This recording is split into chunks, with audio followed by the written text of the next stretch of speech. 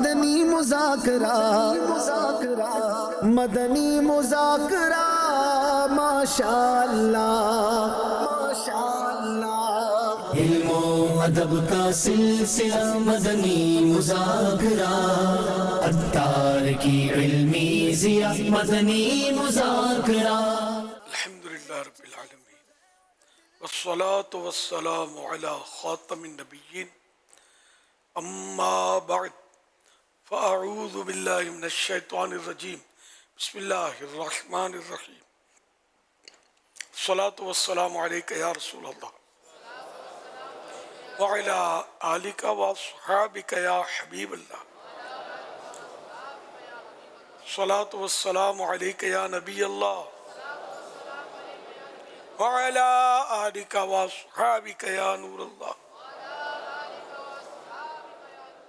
آج 1446 ہجری کے رمضان کریم کی 13ویں شب ہے۔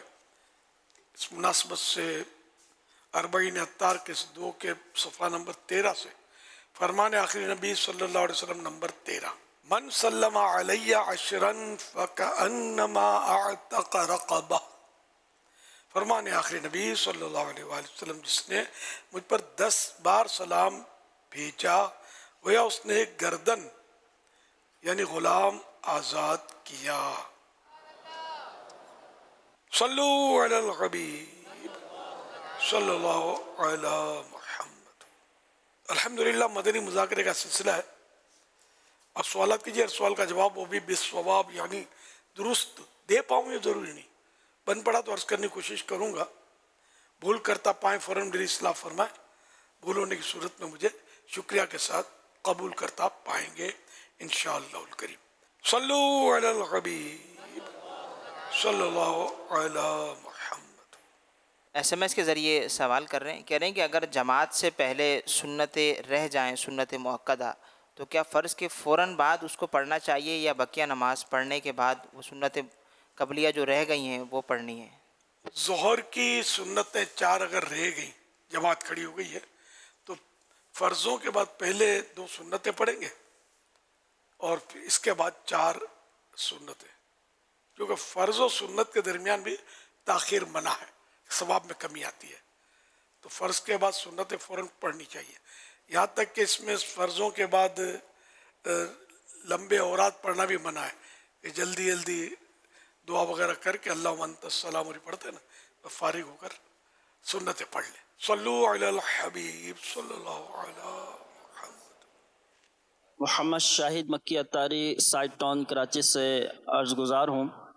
امیر علیہ سنت سے سوال ہے کہ بعض لوگ بخاری اور مسلم شریف کی حدیث کے حوالے سے دلائل مانگتے ہیں، تو کیا دیگر جو حدیثیں ہیں اس کی حدیث مستند نہیں ہیں؟ اس بارے میں رہنمائی فرما دیں۔ یہ اس طرح کے لوگ کہتے ہیں کہ صحابہ کرام نے کب کیا، اس طرح بھی کہتے ہیں صحابہ کرام نے جشن ولادت کب منایا۔ تو پہلے یہ ان سے مطلب میں عرض کروں گا، آپ بحث کرنا مناظرہ کرنا ہمارا کام نہیں ہے کہ صحابہ کرام نے کب بخاری و مسلم سے دلیل مانگی ایک دوسرے سے، یا صحابہ کرام نے کب بخاری اور مسلم شریف کا تذکرہ کیا، یہ تھی نہیں اس وقت، نہ کسی صحابی کی یہ کتابیں ہیں، نہ کسی تابعی کی کتابیں ہیں، نہ کسی تبع تابعی کی کتابیں، تو بعد میں لکھی گئی ہیں۔ تو یہ غلط فہمی، بہت بڑی غلط فہمی ہے کہ بخاری و مسلم کے علاوہ کوئی حدیثیں ہیں ہی نہیں صحیح، سب غلط ہے۔ معاذ اللہ، ایسا نہیں ہے، حدیثیں لاکھوں لاکھ ہیں، اور مختلف کتابوں میں وہ حدیثیں ایسی ہیں کہ جو بالکل یعنی کہ صحیح کا درجہ، صحیح بمقابلہ غلط نہیں ہے کہ صحیح کی ضد غلط، یا صحیح ایک حدیث پاک کی سب سے اعلیٰ قسم ہے، جو سرکار نے فرمایا وہ صحیح ہی صحیح ہے، اس میں تو کوئی کلام ہی نہیں ہے۔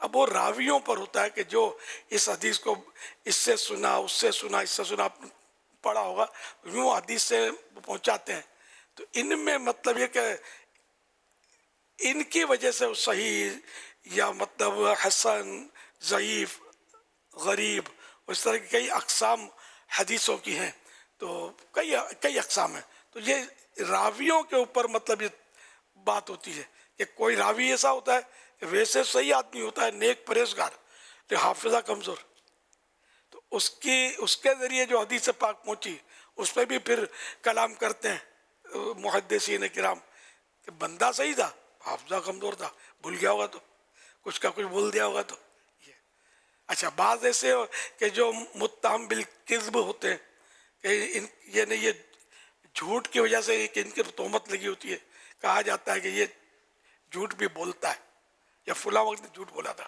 اب اس کی حدیث سے پاک سرکار نے فرمایا صلی اللہ علیہ وسلم تو بھروسہ کیسے کرے، جھوٹ بولتا ہوگا تو. اچھا پھر یہ کہ حدیث سے اتنی گھڑی ہیں، لوگوں نے اتنی گھڑی ہے کہ ان کی بہت زیادہ تعداد ہے، گھڑی ہیں. تو یہ مطلب حدیث کی کتابوں میں کہ چھانٹی ہوئی ہے. تو یوں بخاری مسلم یہ مستند ترین کتابیں مانی جاتی ہیں. اصل سیاہ ستہ یہ 6 کتابیں حدیث کی، ان میں یعنی زیادہ تر مطلب صحیح حدیث ہے، اور ان کتابوں کو علماء محدثین یہ زیادہ مستند مانتے ہیں. یہ نہیں کہ باقی دوسری غلط ہے، تو یہ زیادہ مستند ہے. ان میں بخاری کا درجہ سب سے فرسٹ ہے، مسلم شریف کا درجہ بھی اعلیٰ ہے، پھر اس میں ترمذی بھی ہے، ابن ماجہ، نسائی، ابو داؤد، یہ کل 6 ہو گئے نا. بخاری، مسلم، ترمذی، ابن ماجہ، ابو داؤد اور نسائی، یہ 6 کتابیں سیاہ ستہ کہلاتی ہیں. یہ اعلیٰ درجے کی کتابیں، سارے محدثین نے اس کو اعلیٰ درجے کی کتابیں کہا، اور یہ کہتے ہیں کہ بخاری اور مسلم سے دیکھاؤ. بخاری دیکھی ہے کبھی؟ پڑھی ہے آپ نے؟ صحیح بولتا ہوں، بخاری نہیں پڑھی ہوگی. ایسے فرد نے اس کو پتہ ہی نہیں ہوگا کہ بخاری کے حصے کتنے ہیں، بخاری میں حدیثیں کتنی ہیں. تو سب پر محدثین نے سب پر کلام کیا ہے. بخاری کی بھی حدیث پر کلام کرنے والوں نے کیا ہے، علامہ ابن جوزی رحمۃ اللہ نے کلام کیا ہے. ہاں تو یہ کہ محدثین سب پر کلام کرتے ہیں. تو اب یہ کہ بخاری شریف کا درجہ جو ہے نا، یہ قرآن کریم کے بعد دلائل میں سند کے اعتبار سے قرآن کریم کے بعد اس کا درجہ پہلا ہے. تو بخاری سے جو حوالہ مانگتے ہیں یہ ان کی غلطی ہے، یہ ان کو یہ ساری حدیثیں غلط ہیں. پھر جو تفسیریں علماء نے لکھی یہ بھی ساری غلط ہو جائیں گی، شروحات لکھی یہ ساری غلط ہو جائیں گی. حدیث پاک کی اتنی کتابیں کہ ان کا نام بھی سب کو یاد ہو یہ بہت مشکل ہے. تو کیا یہ سب غلط ہیں سارے علماء؟ کیا ایسے ہی تھے انہوں نے غلط حدیثیں جمع کر دی؟ تو ان کو ہی مستند کہنا، یہ ہزاروں علماء کو متہم کرنا ہے، جھوٹا بولنا ہے، غلط بولنا ہے، یہ یعنی بہت دور جاتی ہے بات. تو کبھی بھی ایسا نہیں کرنا چاہیے. اور کسی نے کہہ دیا بخاری میں تو آپ مان لو گے، اپنے کون سا جا کے دیکھنا، سب کو دیکھنا تھوڑی آتا ہے بخاری سے. صلو علی الحبیب صلی اللہ علی محمد. بخاری شریف میں ہونا بھی اس بات کی دلیل نہیں ہے کہ وہ ہر صورت میں عمل والی حدیث بھی ہوگی. کہ بخاری شریف میں خود امام بخاری نے اپنے شیوخ کے ذریعے، اپنے اساتذہ کے ذریعے یہ اصول بیان کیا ہے کہ نبی پاک صلی اللہ علیہ وسلم کے سب سے آخری فعل پر عمل ہوتا ہے، سب سے آخری کام پر عمل ہوتا ہے. بعض اوقات نبی پاک صلی اللہ علیہ وسلم نے ایک کام کیا لیکن بعد میں اس کے دوسرا کام کیا جس سے پہلے والا کام منسوخ ہو گیا. جیسے نبی پاک صلی اللہ علیہ وسلم نے ایک مرتبہ مرض کی حالت میں بیٹھ کے نماز پڑھائی، صحابہ کرام علیہم رضوان نے پیچھے کھڑے ہو کے نماز پڑھی. تو آپ علیہ السلام نے فرمایا کہ امام اس لیے بنایا جاتا ہے کہ اس کی پیروی کی جائے، تو جب وہ بیٹھ کے نماز پڑھے تو تم بیٹھ کے نماز پڑھو. یہ ابتدائی عمل تھا، لیکن پھر آخر میں جب آپ علیہ السلام کی جب دنیا سے تشریف لے کے گئے، وہ مرض جو تھا اس میں آپ نے بیٹھ کے نماز پڑھی اور صحابہ کرام علیہم رضوان نے کھڑے ہو کے نماز پڑھی. تو اس پر پھر خود امام بخاری رحمۃ اللہ تعالی علیہ نے یہ لکھا کہ انما یؤخذ بالآخر فالآخر، کہ نبی پاک صلی اللہ علیہ وسلم کے آخری عمل کو یہ لیا جائے گا. تو آخری عمل یہ تھا کہ اگر امام کسی عذر کی وجہ سے بیٹھ کے نماز پڑھا رہا ہے، جیسے اجازت ملتی ہے پڑھانے کی، تو اس صورت میں پیچھے جو کھڑے ہونے پر قادر ہیں وہ کھڑے ہو کر ہی نماز ادا کریں گے. تو بخاری شریف کے اندر کسی چیز کا ہونا یہ اس بات کی دلیل نہیں ہوتا کہ یہ نبی پاک صلی اللہ علیہ وسلم کا سب سے آخری عمل تھا. اس کے اوپر مزید پھر دیگر کتابوں کی طرف جب رجوع کیا جاتا ہے، ان کو دیکھا جاتا ہے، تو وہاں بہت سارے ایسی باتیں ملتی ہیں کہ نبی پاک صلی اللہ علیہ وسلم کا آخری عمل یہ تھا. چلیے سب پتہ چلے گا شروعات پڑھنے سے، شرح پڑھنے سے. اور قرآن کریم میں خود میں پہلے بھی عرض کیا تھا کہ خود قرآن کریم تو بخاری شریف سے بھی مستند ہے، یقیناً سب سے مستند ہے قرآن کریم. تو اس کی آیت میں کوئی حکم آ گیا اور کوئی بولے گا قرآن میں آ گیا اس خلاص. بے شک قرآن کا ایک ایک حرف درست ہے، لیکن یہ حکم ایک خاص مدت کے لیے تھا. بعد میں اس کو دوسری آیت کے ذریعے منسوخ کیا گیا اس حکم کو. حضرت مولا علی نے ایک شخص کو واز سے صرف اس وجہ سے روک دیا تھا کہ وہ قرآن کریم کے احکام جو اس میں ناسخ و منسوخ کا علم اس کو نہیں تھا، تو واز نہیں کرنے دیا اس کو، اہل نہیں ہے. کہ پھر ورنہ وہ آیتیں پڑھے گا کہ جو مطلب حکم اللہ پاک تو غلطی سے پاک ہے، جو بھی احکام نازل کیے کہ حکم منسوخ ہو گیا، اس کا مطلب یہ ہوتا ہے کہ یہ اس مخصوص وقت کے لیے تھا، لیکن بعد میں یہ کہ اس کے بدلے اور حکم آ گیا کہ اب یہ اس پر عمل کرنا ہے، اس پر نہیں کرنا. تو یوں کئی احکام ایسے ہوتے ہیں جو منسوخ ہیں، تو اس لیے ناسخ و منسوخ کا ایک پورا چیپٹر ہے. تو ظاہر ہے کہ وہ ہر ایک اس کو جانتا نہیں ہے. جو بخاری مسلم کا نام لیتا ہے وہ بولے گا یہ تو ناسخ و منسوخ ہوتا کیا ہے. کبھی کبھی اس طرح کے لوگ ہوتے ہیں نا، ان کو کوئی ایسا ہارڈ الفاظ بولے جائے نا تو وہ چونکے گا کیا. تو یہ جب بھی آئیں وائیں شائیں کرے نہیں ادھر ادھر کی ہاں کیا تو سمجھ لو اس بیچارے کو خود سمجھ پڑتی نہیں ہے، خالی بولنے کی خاطر یہ بول رہا ہے. صلو علی الحبیب صلی اللہ علی محمد. اپنے اندر برداشت پیدا کریں. معلوم نہیں آپ کو کون کون برداشت کر رہا ہے. امیر اہل سنت آپ سے سوال یہ ہے کہ برداشت کی عادت اپنے اندر کیسے پیدا کریں؟ کیا اس کی کوئی پریکٹس بھی ہوتی ہے؟ یہ نیچے جو لکھا نا معلوم نہیں آپ کو کون کون برداشت کر رہا ہے. یہ بھی ایک طرح سے مطلب نیکی کی دعوت ہے اس میں کہ کسی کی کوئی غلطی ہو گئی یا کسی کی طرف سے کوئی ناروا سلوک ہو گیا تو اپنے اندر قوت برداشت پیدا کریں، صبر کا مادہ پیدا کریں. نہ جانے آپ کی وجہ سے کون کون صبر کر رہا ہوگا، آپ بھی تو کیا کیا کیا کرتے ہوتے ہیں. تو اپنا دیکھیں کہ اپنے اندر بھی تو کچھ نہ کچھ مسائل ہیں، تو اس لیے وہ دوسروں کے مسائل کو بھی برداشت کر لے. یہ مطلب ظاہری طور پر تو بہرحال لے کے صبر کی قوت پیدا کرنے کے لیے صبر کے فضائل پڑھے جائیں کہ صبر کرنے والے جو ہیں وہ بے حساب بخشے جانے کی بھی ان کے لیے خوشخبری ہے. اور بھی بہت سارے فضائل ہیں صبر کے، تو اس لیے مطلب صبر کریں، برداشت کریں. صلو علی الحبیب صلی اللہ علیہ محمد. لوگ کہتے ہیں کہ دو عیدوں کے درمیان نکاح نہیں ہو سکتا، کیا یہ درست ہے؟ نکاح ہو ہی نہیں سکتا. جی کیا بات ہے. کوئی دن، کوئی لمحہ، کوئی گھڑی ایسی نہیں ہے کہ جس میں نکاح نہ ہوتا ہو سوائے عدت والی کے، ہے نا. عدت والی کا نکاح عدت کے پیریڈ میں نہیں ہو سکتا، بلکہ اس کو عدت کے دوران نکاح کا پیغام دینا بھی حرام. باقی ویسے جنرلی دو عیدوں کے درمیان کوئی مشکل نہیں ہے. بی بی عائشہ رضی اللہ تعالی عنہ کا نکاح بھی شوال میں ہوا تھا، اور وہ اس بات کو پسند کرتی تھی کہ عورتوں کے نکاح شوال کے اندر کیے جائیں. عورتوں کا شوال میں کیے جائیں نکاح. شوال میں نکاح کیے جائیں. جی واہ. تو عید کے بعد تو ہمارے ہم دھوم دھام سے نکاح کافی ہوتے ہیں. انتظار کر رہے ہوتے حضور کہ کب ہال بھی نہیں بک ملتے ہوں گے. ہال تو خیر شعبان سے رجب سے بک کروا لیتے ہوں گے. رمضان سے پہلے نکاح کا لوڈ ہوتا ہے، ماہ رمضان کے فوراً بعد نکاح کا لوڈ ہوتا ہے. زور ہوتا ہے. ماہ رمضان میں نکاح نہیں کرتے لوگ، جنرلی نہیں کرتے نکاح. نکاح تو کرتے ہوں گے مدینے، اب تو مدینے کا وہاں بھی نکاح پڑھانے کا ہوتا ہے. نکاح اصل وہ یہ بہت بعد میں مجھے پتا چلا کہ آج کل نکاح اور شادی میں لوگوں نے وہ دو حصے کر دیے. نکاح الگ چیز ہے، شادی الگ چیز ہے. جی رخصتی کرتے ہیں اس کو یہ لوگ شادی بولتے ہیں. پہلے حالانکہ وہ شادی ہم لوگ بولتے تھے. اگر کوئی نکاح کرے، شادی کرے تو کوئی منع نہیں ہے، لیکن ان کی دعوتیں اور ان کی تقریبات جو ہے نا یہ اس میں مسئلے کھڑے ہوتے ہیں.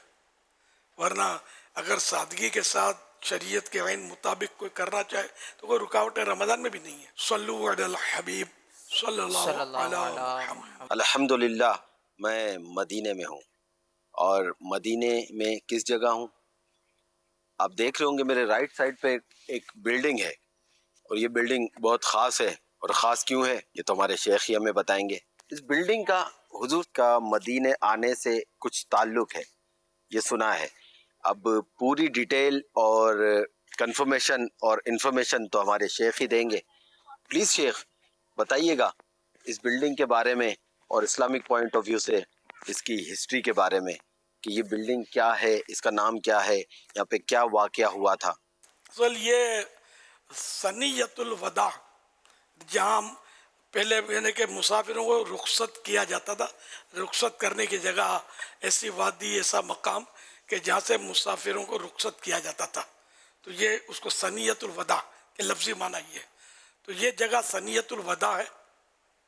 اور یہ عمارت جو ہے، اب یا تو اس جگہ پر جو ایک پہلے مسجد کے آثار تھے، ہم وہ حاضری دیتے تھے اور نفلیں پڑھتے تھے اور نعتیں پڑھتے تھے، اور خاص کر وہ طلع البدر علینا من ثنیات الوداع وجب الشکر علینا ما دعا للہ داع. اشعار پڑھے تھے بچیوں نے. اس پر مطلب یہ کہ ہم وہاں پڑھتے تھے اور جو بھی اپنی عقیدت کا اظہار کرتے تھے. وہاں پھر ایک عمارت بعد میں شاید بنی، یا اس کوئی بنی تھی پہلے سے.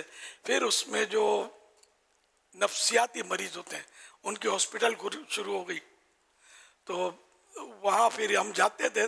اور بھی جن کو پتہ ہوتا تھا وہ، لیکن کم لوگوں کو پتہ تھا وہ آنا جانا، تو وہ پاگل کھڑے ہوتے تھے ادھر یا آوازیں لگاتے تھے. یہ ویسے ہی میں نے آپ کو بتایا، ان کا اس سے کوئی تعلق نہیں، ان کا تھا بہرحال ہاسپٹل ہوگا ان کا. اچھا پھر مسجد کے آثار تھے، کوئی چھت وغیرہ یا کوئی اس کی کوئی ایسی صورت خاص نہیں تھی، لیکن تھی مسجد. 4 دیواری بنی تھی، چھوٹی سی محراب شریف، عظمت میں بہت بڑی، دیکھنے میں چھوٹی، اور یوں عاشقوں نے بنائی ہوگی کسی دور میں، تو وہ اثر باقی تھے. تو کہ یہاں سے بچیوں نے یہ ترانہ پڑھا تھا اور اس لیے وہ یادگار بنائی ہے. آپ تو آئے ہوں گے وہاں، آپ چھوٹے ہوں گے، نہیں آئے ہوں گے. میں تو کئی بار حاضری سے مشرف ہوں، وہ کئی بار حاضری سے مشرف ہوں، لیکن جب یہ کئی آثار وہاں چھپ گئے، ان میں سے لگتا ہے اب یہ آثار بھی چھپ گیا ہے، اور یہ عمارت بن گئی ہوگی اس جگہ، اس مسجد پر جو یہ شہزاد کھانچی نے دکھائی. انہوں نے جا کر لوگوں نے بتایا کہ یہ وہ جگہ ہے کہ جہاں نہیں یہ عمارت نا، تو یہ عمارت ہوگی اس جس کو ہم ہمارے دور جب حاضری ہوتی تھی مسجد کے آثار تھے.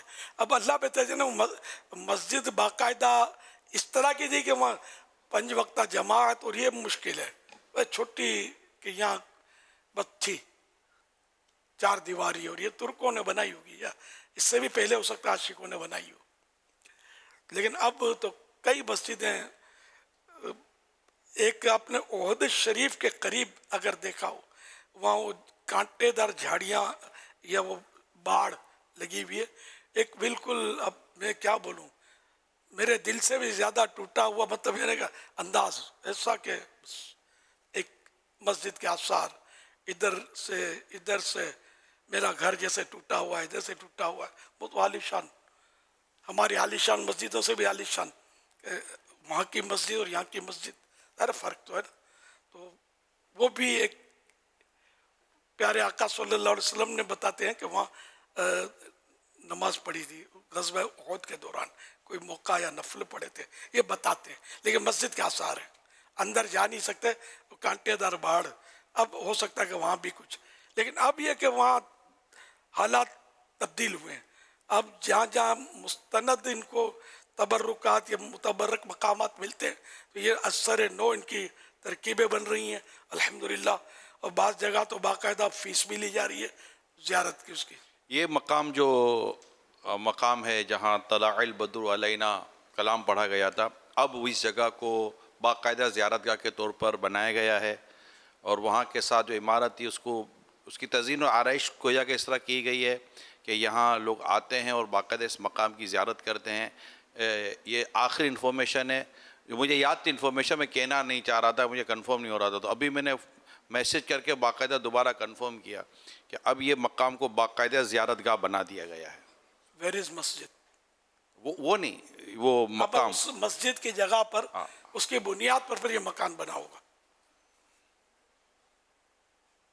تو وہ پہلے جو تھا نا بلڈنگ کے ساتھ ایک چھوٹا سا میدان ٹائپ کا بنا ہوا تھا، چھوٹا سا مٹی رکھی ہوتی تھی اور ایک خالی جگہ ہوتی تھی. دیوانوں کے مزے تھے اس میں. وہاں جا کر یہ پھر تو وہ مسجد شریف کا فرش بھی شاید مطلب بہت عظیم مسجد تھی. جی جی ہم تو باقاعدہ اہتمام کے ساتھ ہمارا قافلہ حاضری سے مشرف ہوتا تھا. اور یہ عمارت میں جو لوگ ہوتے تھے نا کھڑکیوں سے جھانکا کرتے تھے. صلاۃ و سلام پڑھتے تھے، نعتیں پڑھتے تھے، موج تھی یار. جی وہ بھی کیا دن تھے. پھر بعد میں کچھ سنا تھا، مطلب وہ آہستہ آہستہ وہاں پہرا لگنا اور آنا جانا، وہ موبائل اور یہ سختیاں بڑھنی شروع ہو گئی تھی. اب وہ زیارت گاہ ہو چکی ہے. اب زیارت گاہ، اب وہ ساری سختی بالکل ہی ہٹ گئی ہے. اور آپ نے ابھی جو فرمایا نا کہ باقاعدہ وہ مقام اب بنا دیے گئے ہیں جہاں، بلکہ وہ مقام اب مزید بیان کیے جا رہے ہیں جو عام طور پر وہاں کے لوگوں کو بھی نہیں پتہ تھا. جیسے زائرین جاتے تھے تو ان کے شاید اس ریکارڈ میں ہوں گے، تو اب وہ لا رہے ہیں اور اس کو باقاعدہ زیارت گاہ بنا رہے ہیں. وہاں بورڈ بھی لگایا جا رہا ہے کہ یہ اس مقام کی یہ چیزیں تھیں. تو الحمدللہ عاشقان رسول جا رہے ہیں اور وہاں جا کر آنکھیں ٹھنڈی کر رہے ہیں، دعائیں کر رہے ہیں. جہاں نبی پاک صلی اللہ علیہ وسلم کی جلوہ گری ہوئی، وہ مقام قبولیت دعا کا ہی مقام ہے. بے شک بے شک. تو یہ مطلب بچیاں جو تھیں وہ، ان کا اعلیٰ حضرت رحمۃ اللہ نے اس مقام کا بڑا پیارے کچھ الفاظ ارشاد فرمائے ہیں.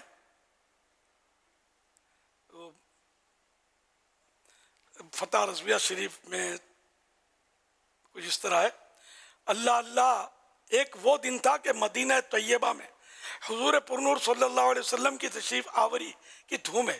زمین و آسمان میں خیر مقدم کی صدائیں گونج رہی ہیں. خوشی و شادمانی ہے کہ در و دیوار سے ٹپکی پڑتی ہے. مدینے کے ایک ایک بچے کا دمکتا چہرہ انار دانہ ہو رہا ہے. باتیں کھلی جاتی ہیں، دل ہیں کہ سینوں میں نہیں سماتے. سینوں پر جامے تنگ، جاموں میں قبائے گل کا رنگ. نور ہے کہ چھما چھم برس رہا ہے. فرش سے عرش تک نور کا بقعہ بنا ہے. پردہ نشین کنواریاں شوق دیدار محبوب کردگار میں گاتی ہوئی باہر آتی ہیں کہ طلع البدر علینا من ثنیات الوداع وجب الشکر علینا ما دعا للہ داع. ہم پر ودا کی گھاٹیوں سے 14ویں کا چاند طلوع ہوا. ہم پر خدا کا شکر واجب ہے جب تک دعا کرنے والا دعا مانگے. نحن جوارم من بنی نجار یا حبذا محمد من جار. ہم بنو نجار کی لڑکیاں ہیں، محمد صلی اللہ علیہ وسلم کیسے اچھے ہمسائے ہیں. اس میں وہ شاہ نواز اسلام، اس میں حفیظ جالندری نے بھی خوب نقشہ کھینچا اس کا. زباں پر اشرق البدر علینا کی صدائیں تھیں، دلوں میں ما دعا للہ داعی کی دعائیں تھیں. کہیں چھوٹی، یہ معصوم لکھا ہے، لفظ معصوم ویسے تو اصطلاح ہے انبیاء اور فرشتوں کے لیے ہی استعمال ہوتا ہے. بچوں کے لیے بولتے ہیں معصوم، لیکن میں بولنے سے کتراتا ہوں. تو کہیں چھوٹی چھوٹی ننھی بچیاں تھیں، دف بجاتی تھیں، رسول پاک کی جانب اشارے کر کے گاتی تھیں کہ ہم ہیں بچیاں نجار کے عالی گھرانے کی. خوشی ہے آمنہ کے لال کے تشریف لانے کی صلی اللہ علیہ وآلہ وسلم ورضی اللہ تعالی عنہ. مسلمانوں کے بچے بچیاں مسرور تھے سارے، گلی کوچے خدا کی حمد سے معمور تھے سارے، نبوت کی سواری جس طرف سے ہو کے جاتی تھی، درود و نعت کے نغمات کی آواز آتی تھی۔ صلو علی الحبیب صلی اللہ علیہ وسلم۔ طلع البدر علينا من ثنيات الوداع وجب الشكر علينا ما دعا لله داعي طلع البدر علينا من ثنيات الوداع وجب الشكر علينا ما دعا لله داع أنت شمس أنت بدر أنت نور فوق نور أنت إكسير وغالي أنت مصباح الصدور أنت شمس أنت بدر أنت نور فوق نور أنت إكسير وغالي أنت مصباح الصدور طلع البدر سب مل کر پڑھیں من ثنيات الوداع وجب الشكر علينا ما دعا لله داع صلو علی الحبیب صلی اللہ علیہ وسلم۔ مدنی مذاکرہ مدنی مذاکرہ ماشاءاللہ ماشاءاللہ۔ علم و ادب کا سلسلہ مدنی مذاکرہ، عطار کی علمی ضیاء مدنی مذاکرہ۔